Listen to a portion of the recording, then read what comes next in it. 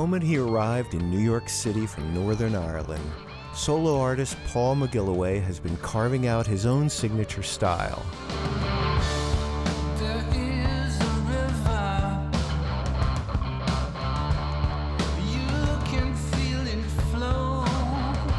Inspired by legends like AC/DC's Angus Young and Led Zeppelin's Jimmy Page, Paul developed his own innovative sound by drawing on Page and Young's brilliant proficiency and technique. The results can be heard on his 2020 debut album, Fear of Falling Up, a collection of carefully crafted songs that feature soulful melodies and shimmering atmospheric guitars.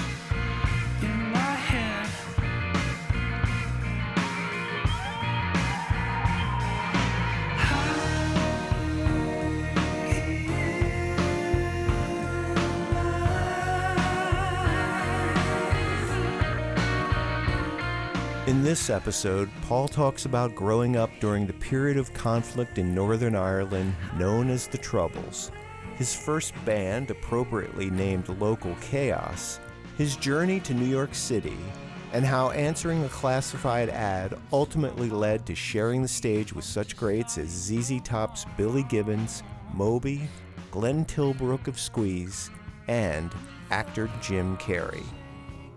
I'm Charles Urich, and this is Life in the Grooves.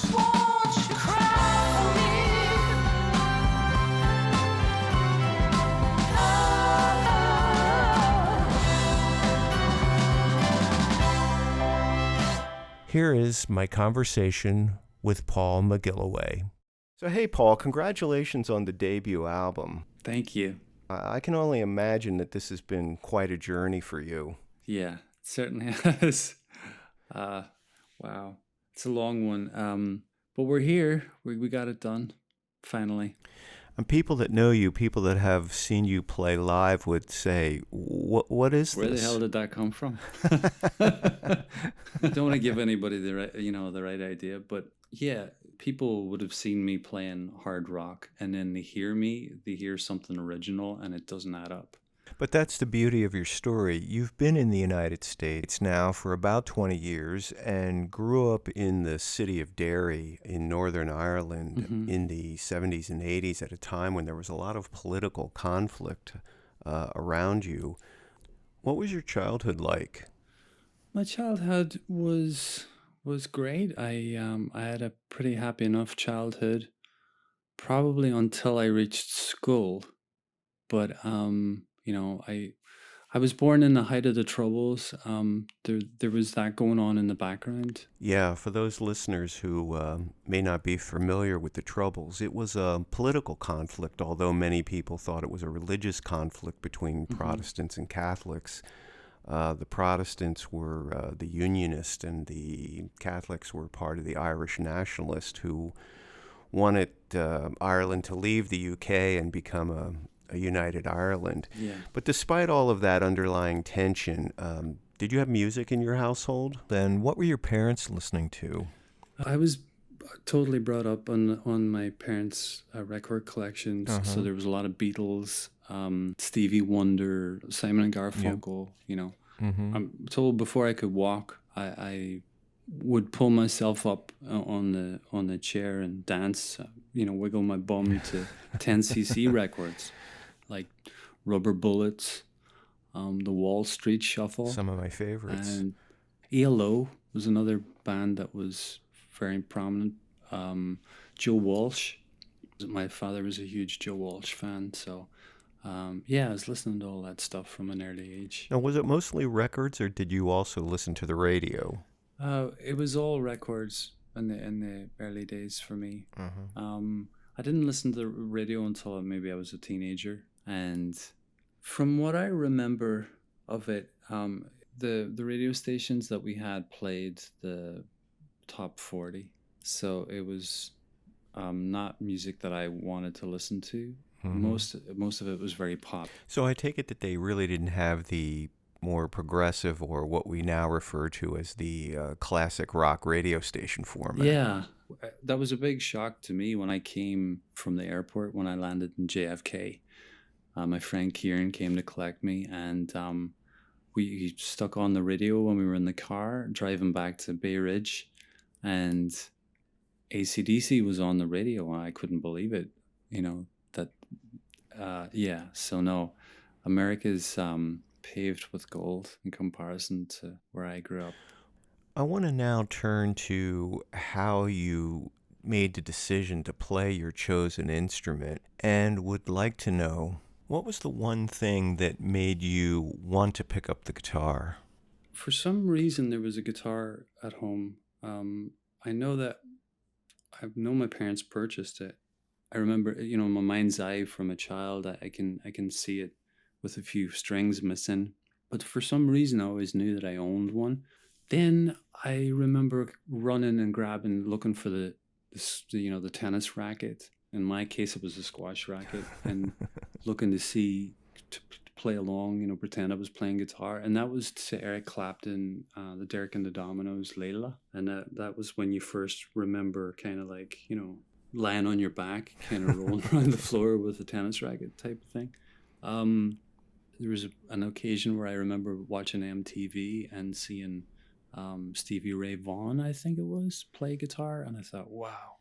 But then the thing that really got me was we were all kind of talking about getting a band together. Mm-hmm. And I was in this group kind of thinking about playing bass guitar, because all the guitar roles had kind of been taken. And my friend Connor, who was big into guitar, he was a huge AC/DC fan. And how old were you at this time? I mean, we were like 12. He was 13. He was killed in an accident, and I found him. I ran, told his mom, and it was a very heavy period. Wow, I can't even imagine how traumatic that must have been for you at that age. Yeah. I remember standing in a neighbor's house waiting to go up in a hearse, to be for the wake. In Ireland we have wakes. Yeah. Mm-hmm. And as he passed in the back in the coffin, I said to myself, I'm going to play guitar now. Wow. And that was it. I'm definitely going to do this now. And it's such a strange thing, because I inherited a few other of his traits as well. When I think about it, part of it is a little bit of a tribute to him. Yeah. That's such a heartfelt story, and what an admirable way to honor his memory. Now, you mentioned earlier that you had a pretty happy childhood until you reached school. Yes. I was diagnosed with dyslexia when I was 10. Dyslexia just stripped away a lot of confidence, and gave me a bit of a rough time. So I guess I had these feelings like all kids, right? But I had art, so I had always kind of in my mind, I figured that I was going to be a painter or an artist of some description, but a cartoonist maybe. But once the guitar came in, it was everything else took a sidestep, and that was it. That's all I ever thought about. I seen the guitar and I thought, I can do it with that, And I'm glad I did, because, I could have picked something else, I could have picked drugs or, anything else to express myself. I loved guitar. I mean, I haven't laid it down since. Yeah, and guitar's a good friend to have. Sometimes I'm feeling down on me. I cut my soul's ties. Set me free.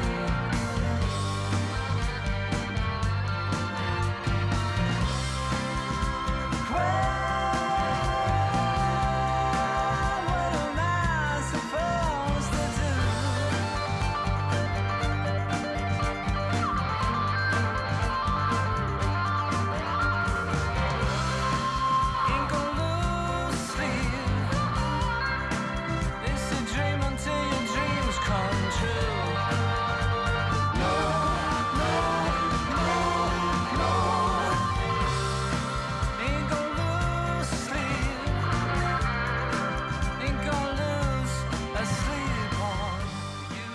You've been listening to my guest Paul McGilloway with Until the Sun from his debut album Fear of Falling Up.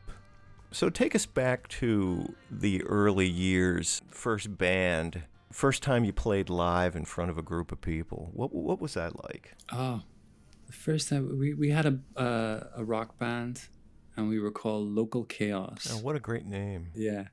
It was great for me because I had kind of been pushed out of the gang that I would kind of hung out in. I kind of got pushed out. I'm tall now, but I remained very short till the last minute, and I wasn't tall enough to be in this gang with all the rest of these guys. So I was kind of like shunned. But thankfully, that gave me more of a drive to play guitar, and because I didn't have anybody to run around with anymore, I spent more time on it, and when they talked about it, I was actually doing it.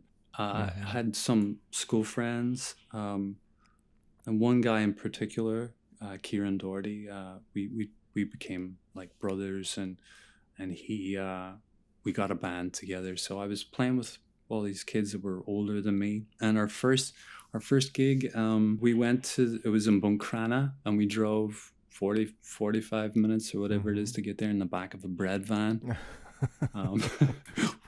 sitting on all the equipment. You know, it was in the middle of the winter, and I had 2 pairs of gloves on, and was really concerned about my fingers being able to move. And the night before, I had dropped my guitar off the top of my Marshall stack, and the pickups fell out, and I had to tape them back in with scotch.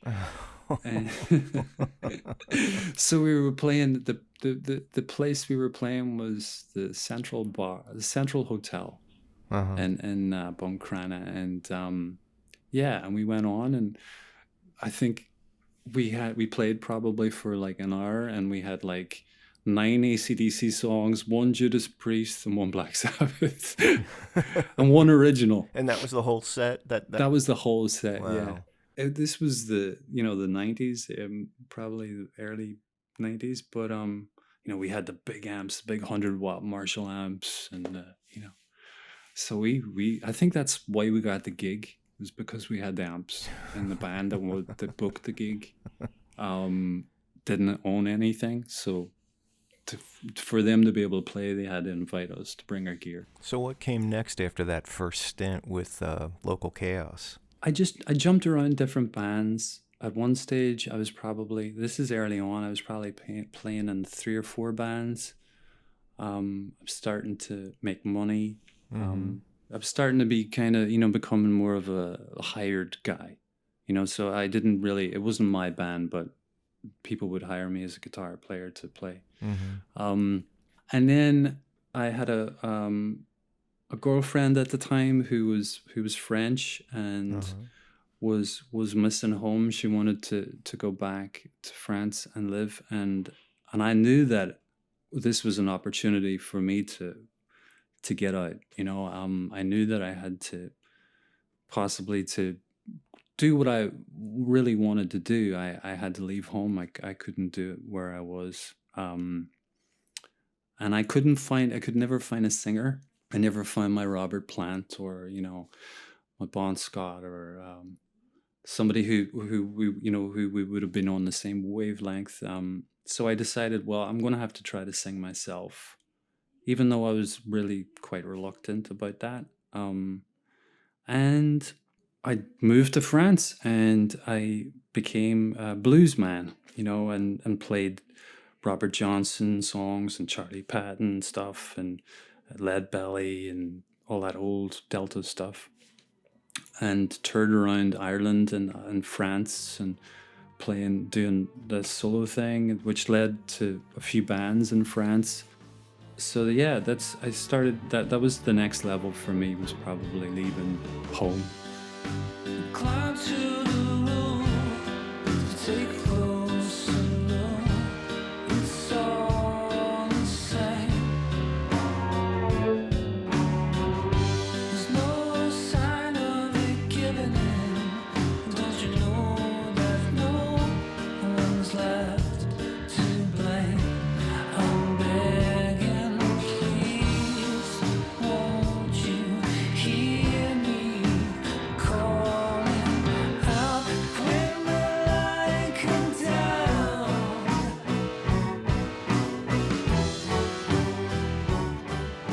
That is the title track from his debut album, Fear of Falling Up, and you're listening to my conversation with solo artist Paul McGilloway. You're living in France now, and you've kind of like laid the foundation for really becoming a professional musician. When did things start to open up more for you? It wasn't until I really got to New York. I landed in New York on the 17th of August, 2001. So just before the World Trade Center.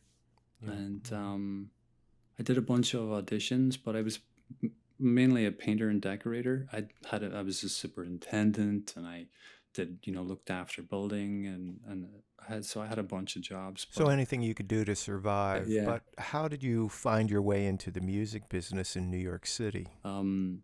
I answered an advertisement looking for a guitarist for a Celtic rock band. I thought, I'm Irish. I got to get this. Right up your alley. Perfect. Even though I hadn't listened to any traditional stuff to date, I spent more time listening to an Australian rock band. But yeah, I got the job, and that led to me owning that band. So the original singer left, and I took over the vocals, and I was the lead guitarist. So I kind of inherited this band with the drummer, and that was when we started rolling. That was the band that led to the Arlene's house band. So you're still playing covers at this point? Yes. I did come to America with a repertoire of my own music, but I hadn't got a band that was playing it, performing it. I would maybe do some solo shows, but I learned pretty quick that if I wanted to eat, I needed to play what people wanted to hear, and the easiest and the quickest way to do that was cover bands and that kind of thing. Yeah. So you mentioned Arlene's Grocery, and I think for most of our listeners out there, they might think, oh, that sounds like a little local grocery store, bodega, delicatessen. But it's actually an interesting place in New York City, in the East Village, correct? Yeah. 95 Stanton Street. So Arlene's is it was the first rock club live venue in the Lower East Side and around that area. Yeah. One of the interesting events that they would have at Arlene's Grocery is a rock and roll karaoke. Tell me about that and how that came about. Absolutely. This came from our Celtic band. We were playing in one of the other bars that the owners had, which was an Irish bar in the Bronx, and we were asked, hey, would you want to do this live karaoke show? I imagine you had to learn a very large repertoire of material. Yeah, I think in the first 2 weeks, we had 2 weeks before we took over. I think I learned 70 songs in those 2 weeks, and this was material that I had never listened to. I mean, but I had to learn the material pretty quick, and that was a good badge to have, to be able to see like, wow, can you really learn this that fast? We got a repertoire up to like maybe about 300 songs, and we kind of plateaued at that. Yeah, we were billed as Arlene's world famous live rock and roll karaoke band. That's such a great concept, and I believe you had some very notable people on stage with you. Yeah. I got a phone call from the manager at Arlene's, and she said, with Jim Carrey's coming down, can you learn these, songs for him? And she had said to him, she said, well, does he need a look at the repertoire and see what else? And they were like, no, he knows what they do.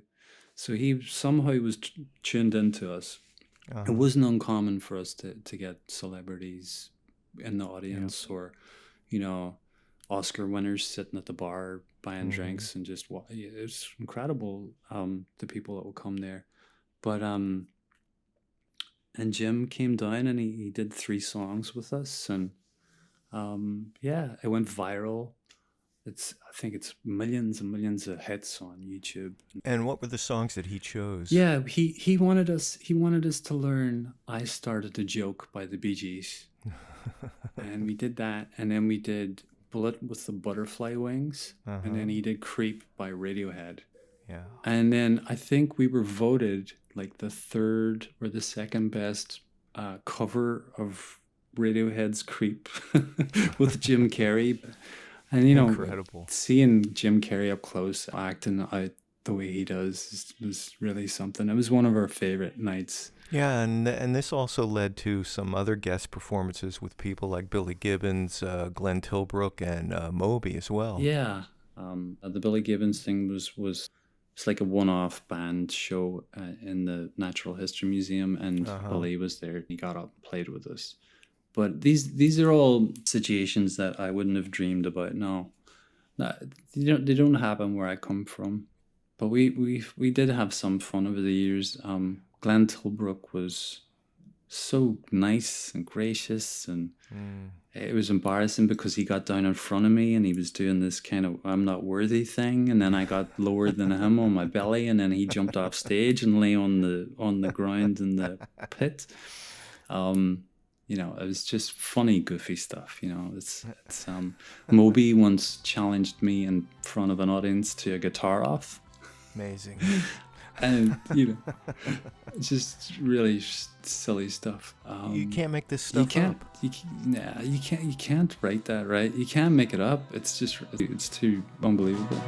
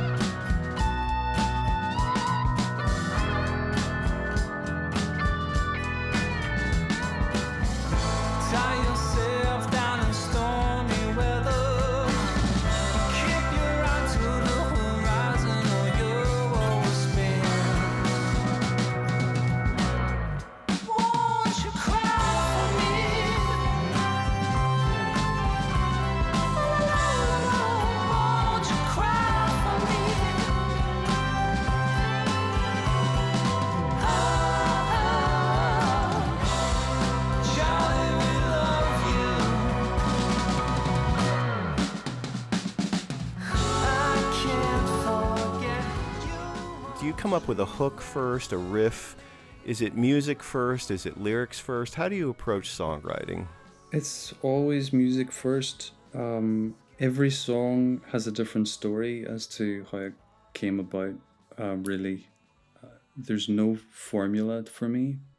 So you're fumbling around on the guitar, doodling, you know, and then you come across something by accident almost. I mean, it's yours, but it was maybe a happy accident, and you go, I like that.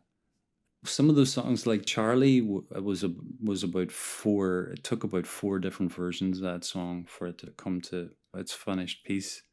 At some stage with Charlie, I realized that at the very end of one of the demos I had done, I had this little kind of horn line, that little interesting piece, and I thought, wow, that's really cool. But at the end, I'm going to make more of it. You know, I'm going to repeat it as opposed to having it just happen once at the end of the song. I like working in Logic. I write in Logic because I can go in and I can chop things up and move things around. I just don't work with the guitar and vocal. I move drums around. I kind of put everything together. So having all the technology available to you, this gave you the ability to produce this record. Yeah. I produced it. I had someone else mix it. Michael Tudor mixed it. And he did give me some advice along the way.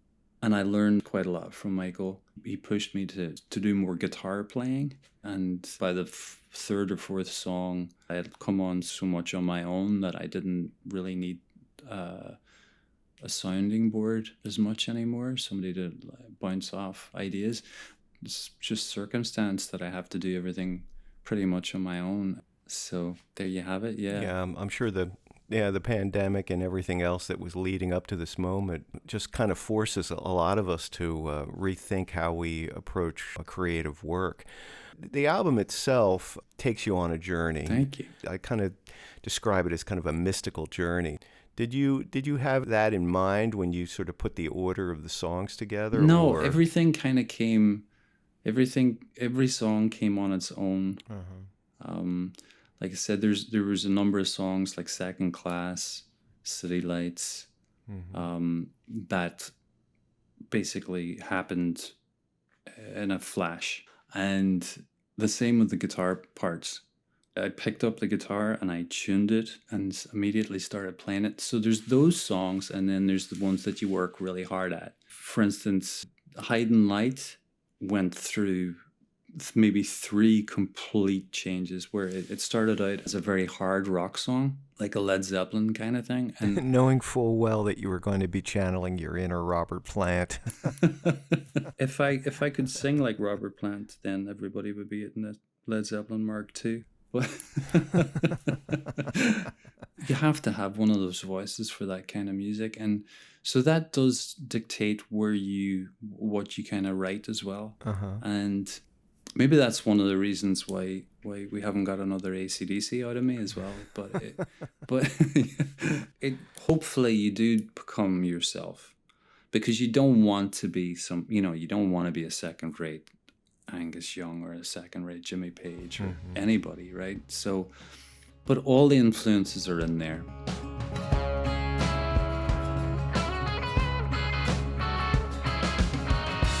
never thought that this would be so uninviting. I feel them watching, hear them call out. The strange shapes that once intrigued, they stand before me now, they've lost their appeal. This is the last time I'll travel second class.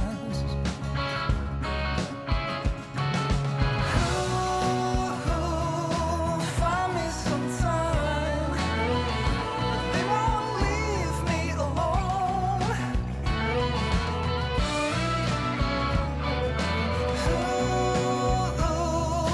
Find me sometime. You're listening to the music of Paul McGilloway from his debut album Fear of Falling Up with Second Class. Now, with all of the creativity and effort that went into the making of this record, it's very exciting to hear that all of those early influences are definitely there. And so out of all of that process, all of that experience, you really found an identity here. And I think the results are really terrific. I'm very pleased. And you can hear there's moments where it's a little bit like this and a little bit like that. And so it's good. It's good to be yourself. Now, your guitar of choice is a Les Paul. Were you always drawn to the Les Paul? I was originally drawn to the SG. When I first seen it on a poster, I thought it was a 335. So I always, because they have a little bit of a similar shape with the 2 horns. So I was running around thinking that I wanted a 335, but I got my first SG in a flea market in Sanford, Florida, and I think it was $500. Wow. That same guitar would be like $4,000 today.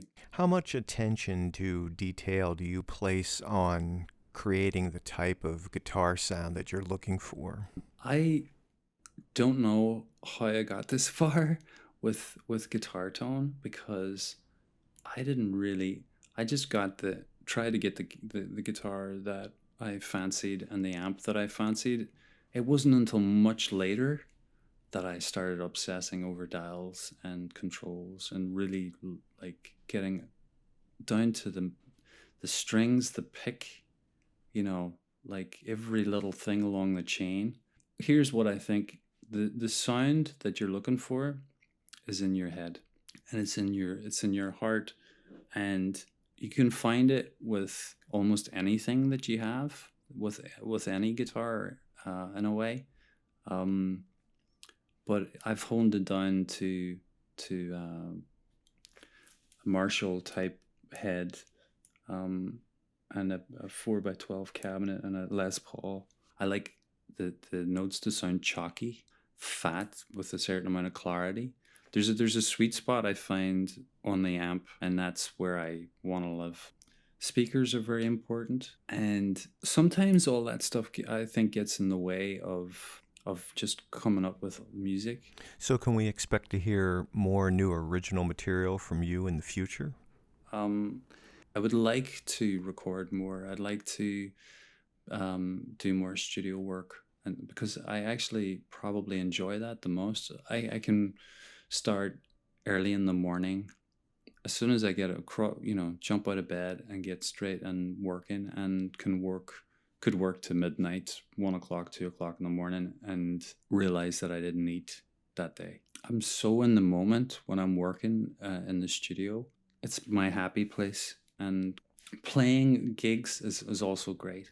Yeah, it's very exciting when we all get a chance to see you perform live, and hopefully we're going to get to do that soon. It's been a real pleasure, my friend, speaking with you today. We look forward to hearing more music from you, more live shows. Thank you so much, Paul, for joining me today and sharing your story. Thanks for having me, Charles. Thank you for having me.